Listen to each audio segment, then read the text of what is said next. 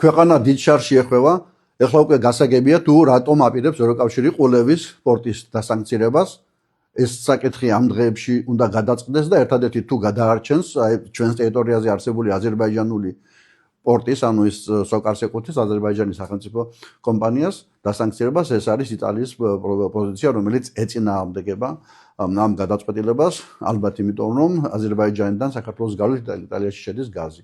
არც არის გამორიცხული რომ ტრამპის გეგმასთან დაკავშირებით აზერბაიჯანის მდგომარეობა იყოს ამ შემთხვევაში მნიშვნელოვანი და სწორედაც რომ აქედან გამომდინარე იტალიას აქვს ასეთი ნეგატიური დამოკიდებულება და შეიძლება ამან გადაგვარჩინოს თუ შეიძლება ასე ითქვას რომ ყოლევის დასანქცირება არის სერიოზული პრობლემა რომელიც ქმნის უკვე საქართველოს საერთაშორისო იზოლაციის დამატებით ასე ვთქვათ პირობებს და გარდა ამისა ძლიერი ეკონომიკური დარტყმა იქნება არა მხოლოდ აზერბაიჯანისათვის საიდანაც ყოლევიდან გადის მისი ნავთობპროდუქტები, ანუ მზა პროდუქცია, ისევე როგორც საქართველოს რკინიგზასა და ზოგადად ეკონომიკას მიადგება სერიოზული ზიანი. ამაში პირველ რიგში დამნაშავე არის საქართველოს მთავრობა, რომელმაც ხელი შეუწყო იმ მაქინაციებს, რაც ეხლა დღეს უკვე თვალნართლივ ვიხილეთ. გამოქვეყნდა აი ამ წუთას საქართველოს სტატისტიკის ინფორმაცია და თურმე ქვეყანას, რომელსაც არა აქვს ნავთობგადამამუშავებელი ქარხანა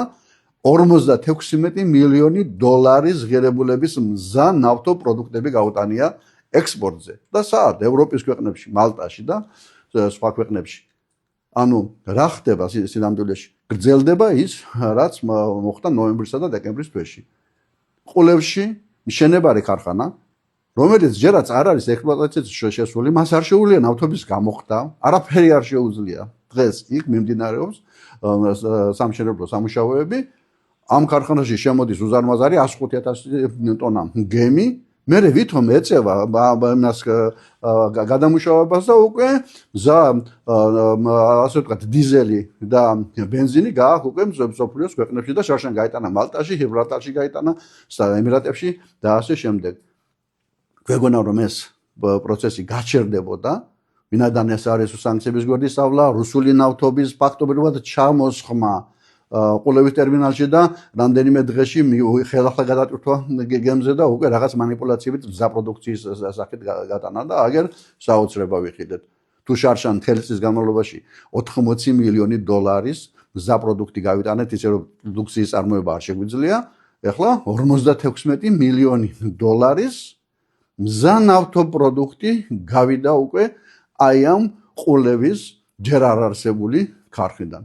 რა თქმა უნდა, ეს манипуляციები ყველაფერი ხდება ყულევის ნავთობტერმინალში, ვინაიდან ნედლი რუსული ნავთობი, რომელიც გაღალზე ასეა გაფორმებული შემოდის და ინახება აი ამ ტერმინალში და უკვე ამ ტერმინალიდან უკვე გადის როგორც მზანაწარმი. გადის ან რუსული დიზელის საწვავი და სიამოვნებაში რაერთარი ნედლი ნავთობი არ შემოსულა და манипуляცია, ან მართლაც შემოვიდა ნედლი ნავთობი, დარჩა ამ ტერმინალში რეზერვუარებში და უკვე აზერბაიჯანული წარმოების უკვე დიზელიან ბენზინი გავიდა ექსპორტზე. მასოკარმას უნდა გასცეს პასუხი, რა ხდება ამ შემთხვევაში. ვინაიდან ძალიან სერიოზული დარტყმის ქვეშ აყენებს აზერბაიჯანის რეპუტაციას, სერიოზული დარტყმის ქვეშ აყენებს საქართველოს რეპუტაციას და ამაში ყველაფერში გახვეული არის რუსეთთან დაკავშირებული რომელიღაც მშენებარე ქარხანა, რომელსაც ფულიც კი არა აქვს რომ დაამთავროს ეს მშენებლობა და 8 მილიონი დოლარი საქართველოს მთავრობამ მისცა სესხად. მათ შორის ერთი თვის წინ დამატებით 5 მილიონი დოლარი. და ქართუს ყაზახური ბანკისა და ჩინური ბაზის ბანკის მიერ შეკოწიწებული 59 მილიონით აშენებს ამ ქარხანას. უზარმაზარი რისკის ქვეშ აყენებენ ქვეყანას ადამიანები რომლებიც არაფერს ქმნიან, შეიძლება ზოგიერთად ვიღაცას ეგონოს რომ რა უჭირს ახლა ვიშოვოთ ფული რა უკრაინაში ომიდან გამომდინარე. რა არის სისხლიანი ფულია ვიღაცა მიშოვოს. ფულს შოულობს ერთეულები ნაღებს ხსნიან. შემოდის რუსეთიდან ნავთობი, ჩაისხმება რეზერვუარში, გადის რეზერვუარიდან, არავითარი დამატებული ღირებულება არ იქნება, ყოლევში ქარხანა არ მუშაობს, მუშებს ხელფასი არ ეძლევათ, არც DGG იქნება, რომ ბიუჯეტში შევიდეს, არც მოგების გადასახადი. ამ манипуляციით ჩასხმა, გადასხმა, ექსპორტით ვიღაცები ღებულობენ მილიონებს და ქვეყანა ამ შემთხვევაში იღებს არაფერს და ამავე დროს იღებს სერიოზულ რეპუტაციულ ზიანს, რომელიც შემდეგ უკვე საერთაშორისო სანქციების განხილვის საგანი ხდება და აგერ ევროპაში უკვე რუსეთის წინააღმდეგ პაკეტი მეოცე რიგით სანქციებისა პირდაპირ საქართველოს ფიგურირებს ყულევის პორტი. ისევე როგორც რომელიღაც ინდონეზიის პორტი, რომელიც რუსეთის შავ ფლოტს ემსახურება. აი რა სამეგობროში აღმოგვაჩინა აი ამ ყულებში რუსების მიერ შემშენებარე ნავთობ ქარხანა. საქართველოს მთავრობამ უნდა გასცეს პასუხი. რა ხდება?